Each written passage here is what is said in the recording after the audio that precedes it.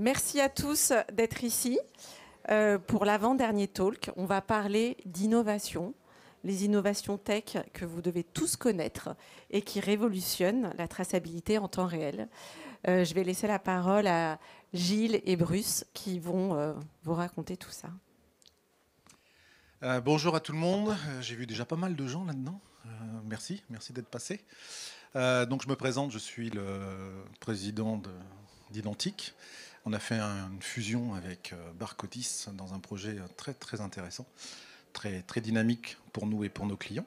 Et je suis accompagné de Bruce. Je te laisse te présenter, Bruce. Oui, alors donc Bruce, je suis en fait l'expert supply chain. Pour Gilles, je suis arrivé chez Gilles il y a 3-4 mois. Précédemment, j'étais directeur des opérations logistiques dans un grand groupe bien connu par certaines ou certains. Et encore précédemment, j'étais en directeur logistique régional dans un groupe intégré. Donc l'idée pour moi, c'est de représenter en fait la filiale supply et comprendre ce que Identique peut apporter à la supply chain de façon tout à fait concrète. Voilà. Voilà, c'est exactement ça. C'est-à-dire, ce qui va être intéressant là dans l'approche, d'un côté, vous avez le type un peu perché, c'est moi, et de l'autre côté, vous avez l'homme rationnel, c'est lui. C'est-à-dire que moi, je vais vous dire, waouh, j'ai des technos, vous allez tomber par terre. Si vous ne les prenez pas, c'est que vous n'avez rien compris. Vous me faites perdre mon temps. Et Bruce, il va arriver, il va dire, attendez, je vous calme, vous allez voir, je vais vous expliquer, vous allez gagner de l'argent. Bon, pour faire très simple, le métier d'Identique à la base, c'est tout ce qui concerne le code à barre et le Wi-Fi. Bon, personne ne se précipite pour m'acheter un terminal, je vois que ça ne vous fait pas rêver. Donc ce qu'on a fait, c'est qu'on a décidé, donc je remonte à peu près une quinzaine d'années, donc là au milieu on a mis un PDA, et vous comprendrez pourquoi on met un PDA.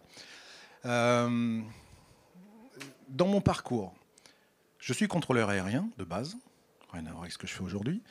Après, j'ai voulu être commercial, mes parents ont pleuré. Ensuite, j'ai monté une entreprise. Et puis, je me suis dit, il y a un truc qui manque quand même dans les choses que l'on voit au quotidien, c'est-à-dire qu'on fait de la logistique, on fait des WMS, on a des TMS, on a plein de gens qui travaillent, on a plein de données. Et puis le type, il appelle au bout, il dit, moi, j'ai pas eu ma palette. Et donc, je me suis dit, mais comment on pourrait faire ? Il y a un moyen qui est assez simple, c'est que il faudrait que je montre que la palette, elle a existé. Et donc, j'ai créé ce que j'appelle le tracking vidéo. Alors, qu'est-ce que c'est que le tracking vidéo ? Vous prenez votre entrepôt et je filme, que ce soit du B2C, que ce soit des convoyeurs, que ce soit sur un chariot, je vais filmer. Et après, je vais aller chercher les données qui vont venir du WMS, je vais les fusionner ensemble, et vous allez taper, quand Bruce il va appeler pour dire je ne suis pas content, vous tapez le pas content de Bruce et je vais vous ressortir les images. C'est ce qu'on appelle le tracking vidéo. Et après, on a une deuxième solution, que je développerai un petit peu après, qui est la localisation. Donc là, ce que je voulais surtout faire dans l'esprit, aujourd'hui, on vend ceci, beaucoup de clients achètent ceci, plus ou moins cher, ça dépend. Des fois, vous les achetez 400, des fois, vous les achetez 2000, ça dépend du produit. Mais est-ce que vous en tirez le plein potentiel ? Ça, je pense que non. C'est-à-dire que vous avez l'habitude d'acheter ceci juste pour lire les codes à barre. Ce qui est dommage. En gros, c'est un peu comme si j'achetais mon iPhone que pour téléphoner, quoi. Il faut aller beaucoup plus loin. Pourquoi ? Parce qu'il y a des fonctionnalités qui sont Android qui nous permettent d'avoir des appels à des fonctionnalités que l'on n'a pas l'habitude d'avoir dans la logistique. Donc on a développé des solutions. C'est ce que je vais vous présenter. Alors, il n'y aura qu'un seul slide. Hein. Concentrez-vous. Hein. Prenez une photo. Hein. Ça ira pas plus loin. Hein. D'accord ? Parce que les 18 slides de présentation de l'entreprise, on m'a dit de les enlever. Donc, c'est dommage. Donc, je vais essayer de faire court. Hein.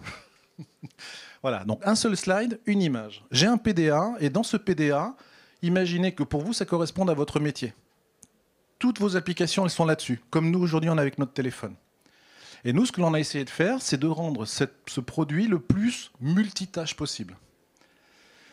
Donc là, moi, par exemple, quand je parle de vidéo tracking, alors je vais m'appuyer sur Bruce, hein, parce que moi, je vais dire, ouais, c'est génial. Vous mettez du tracking vidéo, 70% d'économie vous allez avoir sur vos litiges. En gros, si vous n'avez pas de litige, venez pas me voir, parce que moi, j'ai une fonction, c'est vous faire gagner de l'argent. Si vous n'avez pas besoin d'en gagner, vous ne pourrez pas m'en donner. Bon, je suis un peu provocateur. Toi, est-ce que tu peux parler de ton expérience par rapport au tracking sur les dossiers que tu as eus, toi ? Ouais, alors juste avant, ce que je voudrais qu'on ait en tête, c'est aujourd'hui, c'est quoi l'enjeu d'une supply chain ? C'est important de partir pour moi du métier. Vous avez vu, il est posé là. Ouais, effectivement. Et pour moi, c'est super important. Et c'est pour ça que je suis arrivé chez Identique. La supply chain, l'enjeu essentiel, c'est quoi? C'est le fait de coordonner efficacement des flux. Coordonner efficacement des flux. D'où vient le mot efficacité. L'efficacité, elle se trouve dans la maîtrise de 3 choses: coût, qualité, délai. Et ce qui est intéressant de comprendre, c'est quelles sont derrière les ressources qu'on peut avoir pour faire face à ces 3 défis. Le coût, en fait, c'est quoi? C'est la gestion de la masse salariale. Les 3/4 du coût d'un entrepôt réside dans la masse salariale. Pour la faire baisser, il n'y a pas 36 milliards de possibilités. La performance, ça c'est le point numéro 1. Ensuite, c'est fidéliser les opérateurs. Et ça, dans le monde dans lequel on vit aujourd'hui, c'est compliqué. Trouver des opérateurs efficaces, c'est bien. Les garder, c'est mieux. Ensuite, il y a les remplacements de vacances. Les remplacements de vacances, c'est l'été. Ça peut être aussi du peak season, donc des activités type Black Friday. On rend des intérimaires à gogo avec des process aujourd'hui qui sont compliqués. Donc, comment je peux fidéliser les opérateurs? Ce qui est intéressant derrière, c'est que les technologies d'Identique et donc de Gilles, mon patron préféré, les technologies de Gilles permettent justement d'abaisser le taux, le ratio masse salariale. Comment? En fait, aujourd'hui, ce qui se passe concrètement quand on fait un peu de logistique, l'opérateur, il est en scan, il a son gun, comme on dit en logistique, il va scanner le produit ou scanner la liste, ou il est en dialogue vocal. Tout ça, ça prend du temps et ça prend des secondes. En exemple concret, ça me paraît important d'en parler, parce que l'idée, moi, je voulais arriver sur des choses très concrètes. Je suis moins artistique que mon ami Gilles. L'idée, c'est de se dire, sur un entrepôt avec 3000 pickings, j'ai fait une simulation il y a 15 jours chez un client, j'ai 3000 pickings, j'ai 60 opérateurs, 2 shifts. Je mets en place ma solution, qu'est-ce que je gagne? Globalement, je vais gagner, dans ce cas précis, 2,5 secondes par geste opérateur. Pour 60 personnes, ça représente 13 000 heures à l'année. 13 000 heures à l'année sur 5 ans, c'est 1,5 million. Si on veut aller plus loin, c'est se dire, ok, super, on a gagné de l'argent. Et après, c'est mon titre officiel, c'est directeur stratégie innovation. C'est de se dire, si je gagne 1,5 million avec un investissement de 70 000 euros, qu'est-ce que je fais de cet argent? Alors, aujourd'hui, qu'est-ce qui se passe? Il bascule en bas de page. Tout le monde est content, on a ses ratios, les KPI sont ouverts et la direction est contente. On peut aller plus loin, c'est de se dire, j'encaisse un résultat, j'en prends 50% et je réinjecte dans l'innovation et je suis sur le coup de demain, d'après-demain, dans 1 an, dans 2 ans, dans 3 ans. Et ça, c'est hyper intéressant de se dire, derrière l'innovation, il y a une stratégie à adopter pour mettre en place des solutions et travailler sur le moyen terme et le long terme. Voilà ce que je dirais sur l'aspect purement supply. Et ensuite, derrière, de façon purement concrète, alors moi j'ai testé, à l'époque où j'étais encore aux opérations avec Gilles, avec un entrepôt que je connais bien, qui avait beaucoup de litiges, et quelqu'un qui est ici le connaît bien aussi. On a mis en place du vidéo tracking, j'avais des franchisés qui étaient en face, et globalement, on avait un taux de litige phénoménal. On l'a réduit par 4. On a réduit le taux de litige par 4. Donc c'est une technologie qui est très pragmatique. Et surtout avec des ROI qu'on peut avoir en moins d'1 an. Aujourd'hui, ce n'est pas si courant. C'est ce qu'on appelle de la small tech. Donc tout ça pour vous expliquer qu'en fait, c'est des solutions qui sont concrètes en termes de performance. Et surtout, l'opérateur, on lui montre aussi le respect qu'on a vis-à-vis de lui. Les métiers de logisticien, nos préparateurs, nos chauffeurs, c'est des métiers qui sont difficiles. On a du mal à trouver des personnes qui ont encore envie de faire ce métier. Comment on les encourage? Il faut que la solution soit ergonomique et que l'opérateur se dise « j'ai intérêt à venir travailler chez X avec ces technologies plutôt que chez Y où on est encore au Moyen-Âge ». Donc tout ça, en fait, c'est une galaxie complète qui permet de lier l'être humain à la technologie et le ratio économique. Voilà. Alors comment on fait ça? Parce que là vous avez vraiment la partie terrain. Là sur le PDA, ce que vous voyez, on a 2 sujets. Le premier, c'est l'image dont je vous ai parlé. Parce que dans l'image, ce qui est très intéressant, c'est qu'on a un vrai transfert de responsabilité. Aujourd'hui, c'est le gros problème que l'on rencontre tous. La chaîne est assez longue. Je fais, j'envoie, je vais repasser par un transporteur qui renvoie vers un centre de distribution et ainsi de suite jusqu'au client final. Donc, pour moi, alors je dis moi, mais je suis mégalo, hein, je suis un vrai patron. Pour moi, l'image, c'est le meilleur des arbitres. Alors aujourd'hui, en plus, dans les images, on a des systèmes de protection, de cryptage, on sait que l'image, elle est réelle. Donc on se retrouve avec une donnée qui a une vraie valeur juridique. Et la deuxième... Excuse-moi, pas que, ce qui est intéressant aussi, c'est de se dire l'image, c'est valeur juridique, c'est vrai, ça épargne le litige, mais surtout, ça assainit la relation entre le logisticien et le client final.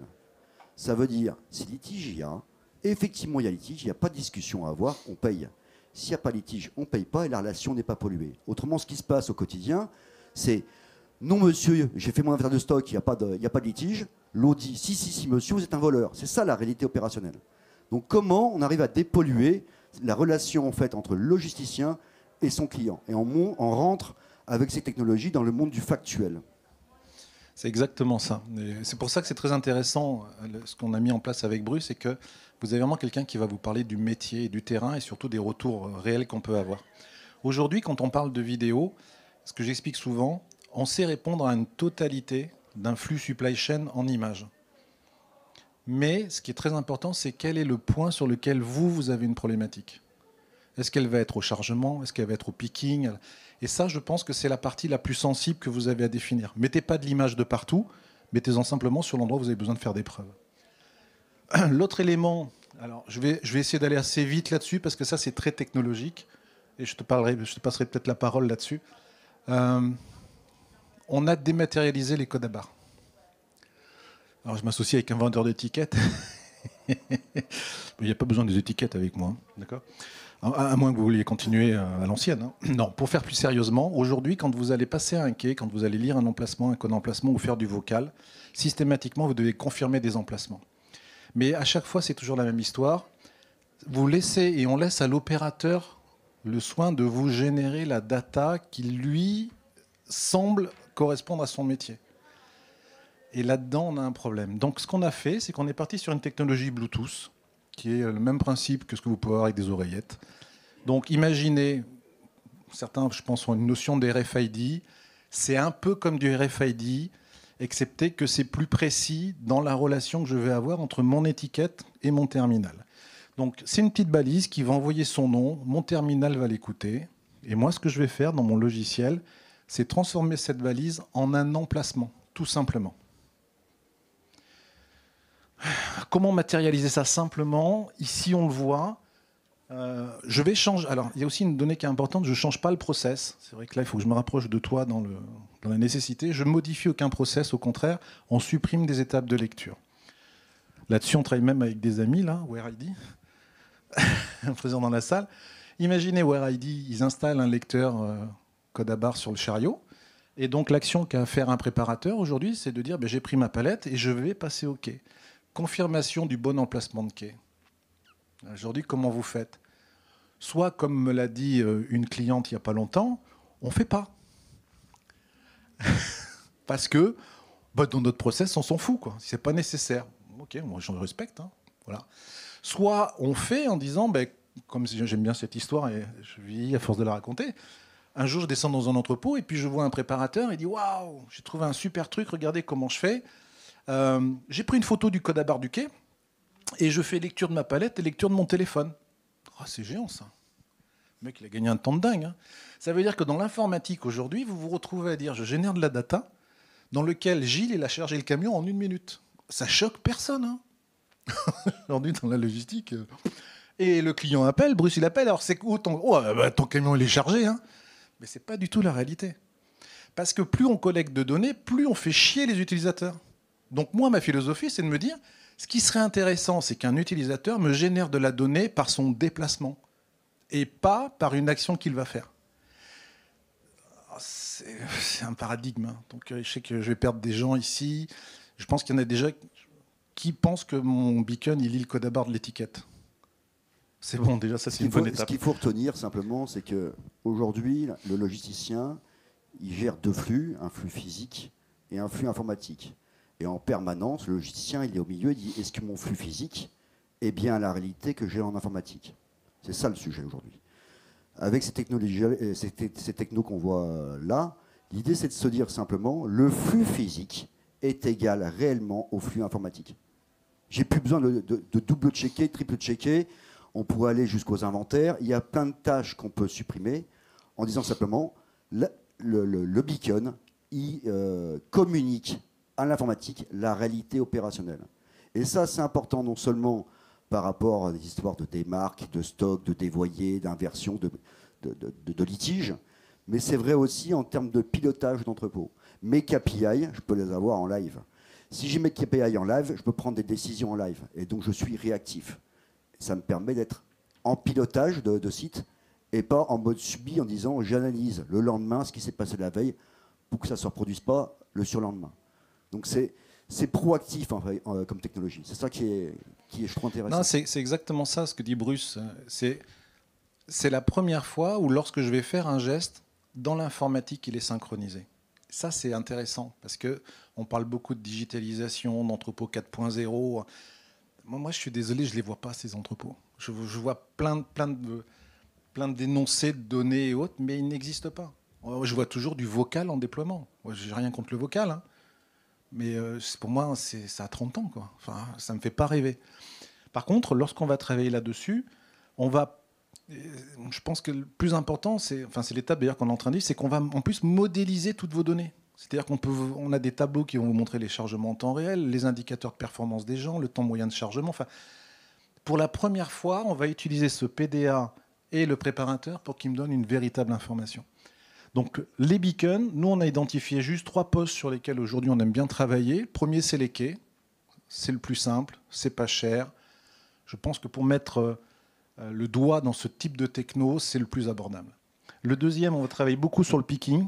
Donc ça, c'est en train d'arriver assez fortement. C'est-à-dire qu'au-dessus de chaque emplacement, on va positionner notre petite balise et à chaque fois que je vais passer la main, automatiquement, je vais confirmer mon emplacement. C'est tout bête, mais combien on gagne de temps à peu près pour ça ? 2 à 4 secondes. Voilà, vous imaginez, quand un préparateur, il fait combien de colis 100, Alors, 200 ? Ça dépend des endroits. J'ai besoin de lui. 160 colliers, c'est en général ce que je trouve actuellement dans mes visites clients et dans des entrepôts où j'ai pu connaître. On pouvait monter à 220, 230, 240 heures. Donc 2 fois 7, 14, ça fait 1400 fois 2 à 4 secondes par jour. Alors, oui, c'est ce que je disais tout à l'heure. C'est globalement, sur une prise colis de 1,2, 1,3, on va gagner 9% de productivité. C'est énorme. C'est quand on pense que les négociations annuelles obligatoires, c'est 2% par an, ça veut dire que j'amortis en fait pendant 6 ans mes NAO. Donc c'est quoi un NAO ? C'est le fait que chaque année, tu revalorises. Non, mais le taux horaire. C'est pas un sketch, on n'a rien préparé. Le taux horaire de tes employés. Okay. Voilà. Okay, et l'idée, c'est de se dire comment tu anticipes ça. Chaque année, le travail d'un logisticien, c'est de limiter au maximum l'impact des NAO. Donc, on les a bien dans les comptes. Et comment on trouve des plans de perf pour pouvoir amortir ces NAO. Ça fait partie des plans de perf sur des pickings où on peut tenir 5-6 ans en disant j'amortis 5-6 ans de NAO. Et pour aller dans le sens justement du financier, parce que souvent on présente des technos et les gens disent ok, combien ça coûte. Pour vous donner un ordre d'idée, un quai, ça coûte 100 € par an, par quai, pour valider les passages. Mais d'accord. Ah, j'avais vendu plus cher là. Merde. Non, sérieusement. Et un emplacement, on est à peu près, je crois que c'est 8 € par an, par emplacement. 9 € par an, par emplacement. Et c'est ça, je trouve, assez intéressant. C'est-à-dire, au début, j'ai perdu énormément de temps parce que je voulais, vous avez vu dans la discussion, vous convaincre de la solution technologique. En réalité, c'est pas ça le truc. Vraiment, la solution, elle va venir dans la tendance que je vais avoir dans mon entrepôt. Moi, ce que je vois avec le recul, c'est satisfaction du client, ça c'est clair, gestion des litiges, le préparateur. Entre un préparateur qui aujourd'hui travaille à systématiquement lire les codes à barres dans des emplacements et quelqu'un qui travaille totalement en main libre, on n'a pas du tout le même confort. Voilà. Donc, si aujourd'hui, nous, on a une approche à faire pour nos clients, c'est de dire, envisager l'image. Ça, c'est une étape qui est très très simple, qu'on a de partout. Alors, si je vous cite des comptes FM, ID, GXO, DHL, DPD, Chrono, Mondial Relais, et ainsi de suite, tout ça, c'est chez nous. Vous imaginez tous ces gens qui ont aujourd'hui des suivis qui sont réalisés par les caméras. C'est-à-dire que quand vous êtes à un endroit, ben vous êtes en gros celui qui prendra, comment on peut dire, la pénalité. D'accord ? Donc ça, il faut bien y penser. Alors je ne joue pas le crise et à l'assurance, hein, c'est pas ma cam, hein, je m'en fous de ça. Mais je trouve qu'on est vraiment rentré dans cette tendance-là. Aujourd'hui, notre outil, il est intégré et validé par des gens, groupes comme Carrefour. Donc on a quand même une certaine notoriété. Après, sur la partie des objets connectés, c'est quelque chose qui a été très très long à faire bouger. Parce que les modes de communication informatique ne sont pas du tout les mêmes que ce qu'on a aujourd'hui. Je vous donne encore un exemple. Dans un WMS, je peux très bien avoir un traitement d'information pendant 2-3 secondes. C'est pas grave. C'est pas la mort. Hein. Mais moi, quand je fais un beacon de quai, je suis à 100 millisecondes. C'est-à-dire que j'ai validé bip bip. Et à côté, il y a papy qui est en train de ramer en base de données pour me renvoyer l'information. Ce qui veut dire, qu'est-ce qui se passe ? C'est que mon préparateur a posé la palette, il est en train de ressortir, et c'est toujours pas validé. Mais c'est pas moi. C'est juste que les systèmes derrière sont encore un petit peu, pour certains, lourds. Alors la chance que l'on a, c'est que ça, pour ceux qui connaissent, nous sommes intégrés en natif dans Reflex. Alors, ce que je voudrais essayer de vous faire comprendre, c'est oui, c'est de l'innovation, mais c'est pas une innovation pour nous, quoi. C'est quelque chose qui est fonctionnel, qui est sur le terrain, qui est presque un passage obligatoire. D'abord, nous ne sommes plus les seuls forcément à faire ça. Il y a d'autres personnes qui sont penchées sur ces solutions-là, ce qui est toujours très bien. Hein. Tesla n'a jamais vendu autant de voitures électriques que lorsque les autres ont fait des voitures électriques. Hein. Et aujourd'hui, c'est le seul qui vend des voitures électriques avec BYD. Bon, c'est une boutade. En bourse, l'action Tesla était intéressante dernièrement. Mais voilà, ce que je vais expliquer, c'est que je voudrais avoir vraiment un message qui soit beaucoup plus rassurant. C'est-à-dire que nous, on va venir poser un thème avec vous. Quelqu'un comme Bruce va passer du temps, va regarder, va voir l'amélioration éventuelle qu'on peut avoir. Et je pense que tu peux calculer des budgets rapidement, je crois, en plus. Oui, je peux faire ça pour toi, évidemment. Pour faire simple... Je le paye très cher, hein, c'est pour ça qu'il a l'intérêt. Hein. Ouais. Ah, non, c'est vrai. Pas... Honnêtement, c'est vrai. Ouais. Non. Effectivement, je peux rapidement calculer des ROI. Moi, ma démarche, c'est de venir en fait sur des entrepôts logistiques, de me promener dans l'entrepôt, de regarder ce qui s'y passe, de voir là où il y a des gains possibles. Et une fois que ça s'est fait, de calculer un ROI de façon très rapide. Donc, j'ai créé une matrice pour faire ça, ce qui permet de pouvoir rapidement chiffrer, se dire « Ok, ça vaut le coup, il y a rentabilité ou il n'y a pas rentabilité ». Aujourd'hui, sur les beacons de picking, la rentabilité, elle existe quand on a un taux de prise. Un taux de prise, c'est le nombre de fois où on met la main sur un picking pour récupérer un colis. Je vais au picking 1, je prends un colis, je prends 2 colis, 3 colis par exemple.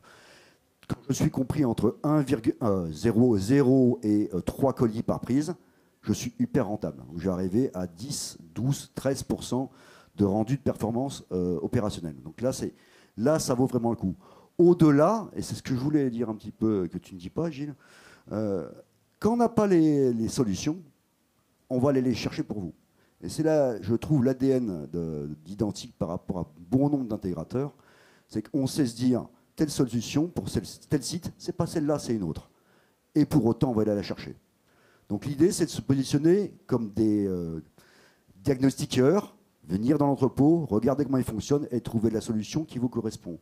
Et sur ces solutions, vous voyez, picking, éclatement, quai, on peut très bien raisonner par rapport à un phasing. Ça, c'est important dans la notion budgétaire.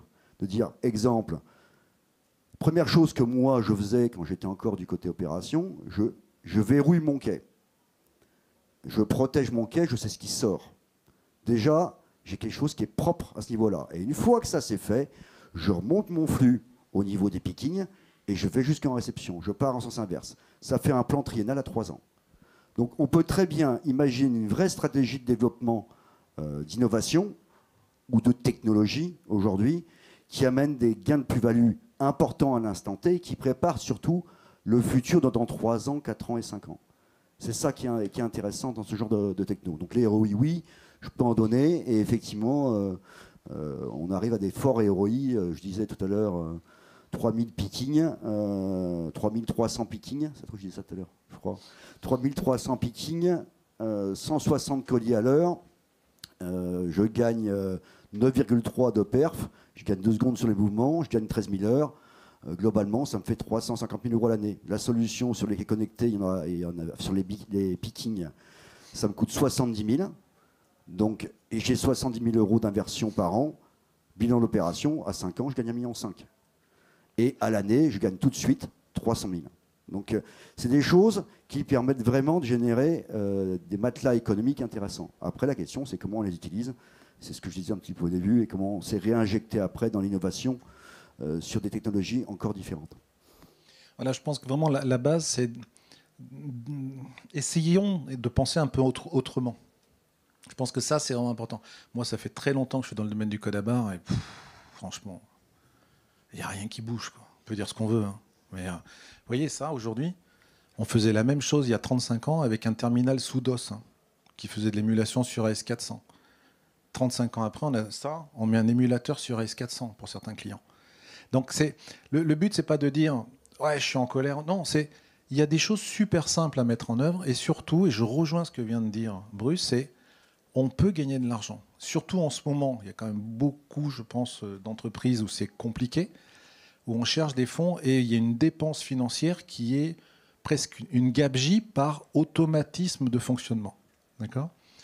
Donc voilà, on a fait à peu près le tour de ce que nous on présente. Je ne vais pas revenir parce que Bruce disait on fait d'autres choses. Oui, il y a plein de choses. On a des logiciels de management d'équipe en temps réel.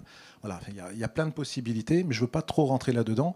Ce qui est certain, c'est que, là je suis dans ma tête, j'ai vraiment le sentiment qu'Identic aujourd'hui, et en même temps avec cette fusion qu'on vient de faire avec Barcodis, on devient la structure la plus intéressante du marché. Parce qu'on n'est pas là pour copier, on n'est pas là pour, essayer de faire de l'argent sur des choses qui sont vieilles. Tout à l'heure, je parlais de WhereID, là, avec Eric et Nicolas. On est là en train de faire des recherches d'associations technologiques, là où la plupart du marché est en train de s'embourber dans... moi, le terminal, il est à 450, moi, il est à 448, et puis on a un acheteur au milieu qui se fait plaisir, mais c'est pas très intéressant. Je trouve qu'il y a un niveau de sagesse là-dedans qui... Je sais pas. Enfin bon, ça me parle pas. Par contre, au travers du logiciel, là, je remonte là, cette information-là que j'ai en tête, c'est au travers de notre outil de tracking vidéo, par exemple. Oui, on sait mettre des caméras, mais on sait travailler sur un PDA.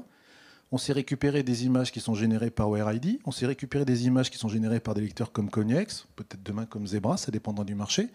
Et je pense que c'est ça qui est important. C'est-à-dire que quand toutes les boîtes d'innovation sont mortes, toutes les boîtes que moi j'ai connues qui ont innové sont toutes crevées. Pourquoi ? Parce que les clients ont fait du marketing dessus, ont donné 10 000 balles de budget comme on donne 10 € à un mendiant en pensant de service. La société, au bout de 3 ans, elle n'a jamais réussi à passer en seed. Quand elle est passée en seed, elle n'a jamais réussi à lever les fonds pour la 3e phase. Et c'est ça qui est dommage. Et donc on se retrouve, Identic est une boîte d'innovation, mais en réalité, ce n'est pas vrai. C'est simplement parce que Identic a fait du chiffre d'affaires, a gagné de l'argent, et tous les gens, j'ai réinjecté de l'argent pour créer quelque chose. Mais si j'avais dû vivre du tracking vidéo et des beacons, on serait mort aujourd'hui. Et c'est pourquoi ? Parce que nous ne sommes pas ouverts, enfin, pas nous, la plupart du marché n'est pas ouvert au changement. Pas par un problème de volonté, mais par un problème de faire bouger les lignes. C'est ça qui est très très compliqué. Il faut voir que quand on fait de l'innovation, il y a 15 ans, j'ai créé le tracking vidéo en France. Il y a 15 ans. Aujourd'hui, tout le monde arrive en disant « Waouh, super, vous avez vu, regardez, je prends une image, je fais une donnée, je fais un tracking. Bouffon, là. » Non, mais t'as rien créé du tout. C'est une vraie tendance du marché. Seulement, les clients vous répondent sur une partie. Nous, on va arriver avec 15 ans d'expertise sur une chaîne globale du tracking vidéo. Et c'est ça que je vais essayer d'amener aux clients. C'est-à-dire, si aujourd'hui vous devez changer quelque chose, je pense sincèrement qu'il est super intéressant de venir vers nous pour en parler. Parce qu'on est présent maintenant, on sera présent dans 3 ans, dans 5 ans. On n'a pas trop envie de lâcher la bride avec Fabrice, donc je pense que ça va durer un moment. Mais il y a vraiment un transfert et une modification intéressante à faire. Par contre, si vous voulez continuer à travailler en code à barre classique, en vocal ou autre, je comprends. Mais dans la tendance actuelle, avec la recherche de ça, il y a combien de pourcentage de salariés, de manutentionnaires dans la logistique par rapport, je sais pas, tu vois ce que je veux dire ? Ouais, en pourcentage à peu près, non, dans un entrepôt je vais raisonner en masse salariale. En ouais. masse salariale, tu es entre, ça dépend des sites, mais entre 60 et 77% de ce que j'ai connu, moi. Vous imaginez 60 à 77% de gens qui aujourd'hui n'ont plus qu'à traverser la route pour trouver du boulot. où vous commencez à 9,50 €, vous finissez à 10, à 11 et vous venez, tiens, je te mets un casque, tu vas parler toute la journée. Ah oui, mais enfin, si je vais en face, j'ai pas de casque, j'ai les mains libres. Moi, c'est un truc comme ça que j'aime bien. C'est-à-dire que je suis un patron, donc je suis un capitaliste, donc les salariés, je m'en fous. Mais c'est pas vrai. Ce qui est vachement agréable chez mes salariés, c'est qu'ils soient bien dans l'entreprise pour pouvoir bien travailler et rester. Et aujourd'hui, je trouve que dans la logistique, on n'est pas encore assez là-dedans, même dans l'industrie. On n'a pas encore assez conscience que des gens aujourd'hui, quand on a fait les tests chez FM il y a 15 jours, moi j'ai vu une personne, 250 colis à l'heure. À un moment, j'ai dit, tiens, moi je vais faire les tests sur ma techno. Alors, Gilles, il faut qu'on passe aux questions, mais juste avant, je vais finir. Attends, je finis. Ouais. Simplement. Mais 250 colis à l'heure. J'en ai fait 10 minutes, j'ai transpiré. Ok, bon, d'accord. Mais j'ai transpiré comme pas possible. Et ces gens-là font ça 7 heures par jour. Et on leur fait lire un code à barre en hauteur, un code à barre en bas, et on est content. Moi, c'est quelque chose qui me dérange. Je pense qu'aujourd'hui, mon préparateur, il doit prendre un colis, il le pose, c'est validé, point. Voilà, j'ai fini. Super. J'allais finir là-dessus aussi. Se rappeler quand même que toutes ces technologies, elles sont au service avant tout de l'être humain, et c'est hyper important. Et moi, ce métier, je l'aime à cause de ça aussi. Le fait de pouvoir transformer le travail des opérateurs qui ont un métier difficile, pour l'avoir fait un petit peu dans ma vie aussi, en aidant les équipes, si on peut leur amener un petit peu de confort de travail, je pense qu'on aura fait quelque chose de bien. Et je pense qu'il n'y a pas que l'aspect économique, il y a aussi une vraie valeur sociale à tenir pour ces gars qui valent le coup, parce qu'ils se lèvent tôt le matin, et si on bouge chaque jour, c'est aussi grâce à eux. Je finis là-dessus, c'est les questions, donc j'ai compris. Et un truc, ne pas oublier que sans ces gens-là, pendant le Covid, on n'aurait jamais survécu. Exactement. D'accord ? Moi, je les ai vus. Pendant que tout le monde était enfermé et autres, j'étais avec eux dans les entrepôts, on a pris les trains, ces gens-là étaient là. D'accord ? Donc, voilà, aujourd'hui, je pense qu'on peut leur envoyer des choses en techno, en solution, qui peuvent leur faciliter, à mon avis, un confort de vie. Est-ce que vous avez des questions ? Alice, on a une question. Non ? Oui. Tout à l'heure, vous avez parlé des beacons qui étaient plus précis en Bluetooth qu'en RFID. Mais alors, le Bluetooth, ça existe en passif ou c'est obligatoirement actif avec une batterie, etc. C'est totalement différent. Quand je fais de la RFID par rapport au beacon, on a des approches qui ne sont pas les mêmes. Je m'explique. Le RFID, le but, c'est d'identifier des produits. Et donc, ces produits-là, je vais les suivre dans leur déplacement. Donc, on va avoir des étiquettes dans lesquelles je vais simplement mettre une puce, et cette puce, elle est passive. Je ne parle pas du RFID qu'on a dans les voitures, c'est encore autre chose, mais elle est passive. Donc, je vais mettre une antenne qui va émettre, et au passage de l'étiquette, elle va me renvoyer son nom. Le beacon, c'est comme un RFID actif. Il a une pile à l'intérieur, et il émet son nom. Beacon, ça veut dire... c'est une balise, c'est-à-dire c'est comme un phare. Vous voyez ? Dans les aéroports, vous avez un beacon, ce fameux beacon qui permet aux avions de s'approcher et de suivre où est-ce qu'est l'aéroport. D'accord ? Donc dès qu'il est accroché, il va suivre ça. Donc on n'est pas tout à fait dans la même solution. C'est-à-dire que si vous dites le beacon, je veux le mettre sur un produit, c'est compliqué. Ouais, on est vraiment sur les unités logistiques, quoi. Ouais. Là, on a beaucoup de demandes actuellement de localisation de certains assets en beacon. Je crois que le prix le plus bas qu'on a sur une balise beacon, ça va être, je crois que c'est 10 ou 12 € sur un support palette. Par contre, l'avantage, c'est que je chope ça avec mon téléphone. Alors que le RFID, c'est l'inverse. J'ai une étiquette qui est pas chère, mais j'ai une infrastructure qui est beaucoup plus lourde. Vous voyez ?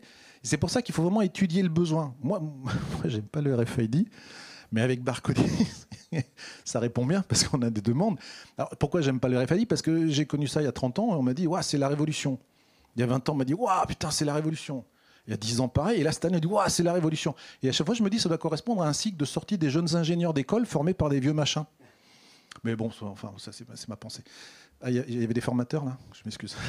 Voilà. Autre question ? Et juste, à quelle taille un beacon ?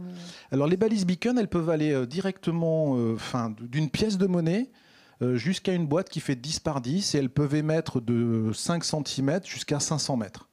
Et c'est ça qui est très intéressant. C'est-à-dire qu'on peut vraiment calibrer. C'est un objet connecté. Dans une balise beacon, vous pouvez récupérer la température, vous pouvez récupérer la luminosité, les chocs. C'est un vrai collecteur et c'est un vrai générateur de data.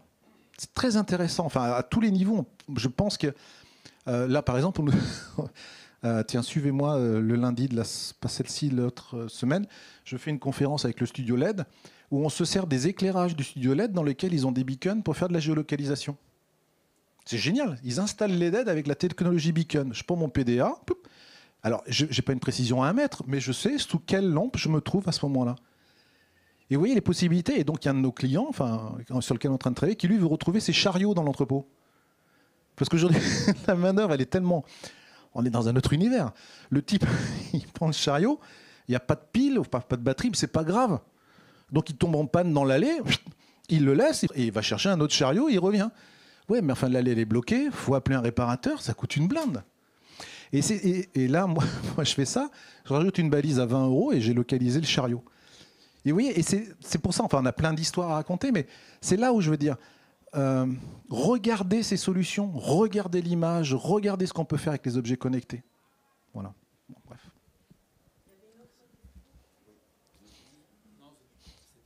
La même question parce que j'ai bien compris le slide, la logique, mais je ne comprenais pas l'émetteur. Ah oui, l'émetteur c'est vraiment, enfin j'aurais dû en prendre un, mais c'est vraiment un petit boîtier simplement avec des piles. Et surtout, ce qui est très intéressant, c'est que je le collecte avec un PDA. Par exemple, je veux faire un suivi d'assets. Faut imaginer, j'ai 2000 contenants qui sont équipés d'une balise beacon. Il me suffit simplement d'avoir un téléphone au milieu, de me déplacer et je vais faire tout mon inventaire directement. Maintenant, il y a un coût. Est-ce que ça va répondre aux besoins ? C'est là qu'on doit définir. Et vous comprenez pourquoi, moi qui suis passionné de ces technos, je travaille avec Bruce, qui lui a vraiment quelque chose de très pragmatique, de très fonctionnel dans l'approche. Gilles, on va arrêter là, parce que j'ai compris que... voilà. Je voulais vous parler de ma petite enfance. En fait, après, vous pouvez tous retrouver Bruce et Gilles sur le stand pour poser toutes vos questions, mais on a le dernier talk. Et je suis obligée de timer tout le monde. En tout cas, Bruce et Gilles, merci beaucoup. C'est moi.